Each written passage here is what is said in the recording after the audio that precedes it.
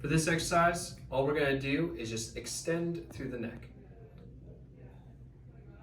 When you do this, I want you to relax your jaw. You may even need to let your mouth open up as you do this.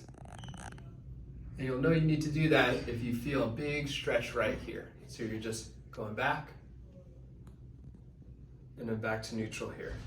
So when you're doing this, I want you to think about what you're feeling in the back of your neck, into your shoulders, down your arms, even into your hands.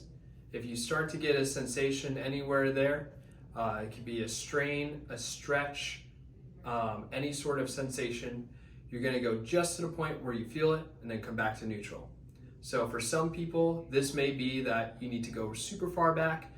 For other people, or even just different times of the day or different days when you're a little more stiff, it may need to just be a little bit more limited.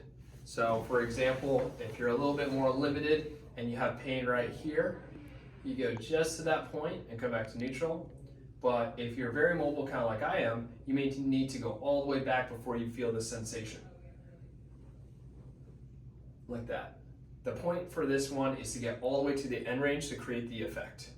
Now, we're going to be pushing into strain here, but you don't want to push through pain. The difference between strain and pain is kind of like bending your finger back like this.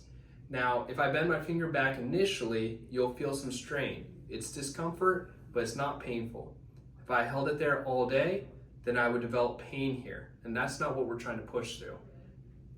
The other thing we want to look out for is green light, yellow light, and red light. So green light is, as I do more repetitions, I should increase range of motion and or decrease in pain as I go. That's a sign to keep going. Yellow light is, there's no change as I keep going. Every rep is just like the last one. That's also a sign to keep going, but to continue to monitor it. Now, if you keep going and you decrease range of motion or you increase in pain as you keep going, that's a red light. You want to stop. Another thing you want to watch out for is centralization versus peripheralization. Centralization is when you have symptoms somewhere along the extremity or even into the shoulder or somewhere that is not right in the center of the neck. And as you do more repetitions, you get more symptoms closer to the neck. For example, you may have symptoms in your forearm.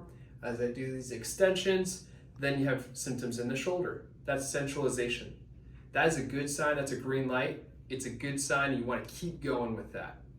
Now, if you have symptoms in the shoulder and you do it, and then symptoms in the neck or symptoms on the side here, and then you keep going, and then you have symptoms right in the center, also a sign of centralization. Green light, keep going.